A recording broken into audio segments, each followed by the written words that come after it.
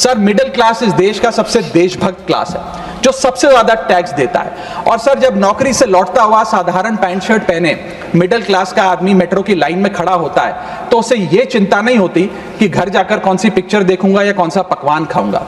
उसे यह चिंता होती है कि मैं अगले हफ्ते अपने बच्चों की फीस कैसे भरूंगा, बाबूजी का ऑपरेशन कैसे कराऊंगा, या बड़े साल नौकरी कर ली अब एक स्कूटी खरीद लेता हूं। लेकिन जब बाजार जाता है तो पता लगता है वो स्कूटी जो 4 लाख की जो 40,000 की मिलती थी वो अब 1 लाख रुपए की मिलने लगी, या वो ऑल्टो गाड़ी जो 3-3.5 लाख की मिलती थी अब 10 लाख रुपए की मिलने लगी। ये सच्चाई है सर। और इसलिए है क्योंकि सर सैलरी बढ़ती नहीं, बचत होती नहीं, सिर्फ और सिर्फ महंगाई बढ़ती है। भारत के मिडिल क्लास परिवार आज रोजमर्रा के जीवन के लिए, अपने डेली एक्सपेंसेस के लिए लोन लेने पर मजबूर हो गए हैं, चाहे वो पर्सनल लोन हो, चाहे वो क्रेडिट कार्ड के जरिए हो, या चाहे वो अन्य प्रकार से फाइनेंशियल इंस्टीट्यूशन से ब्याज पर पैसा लेना हो।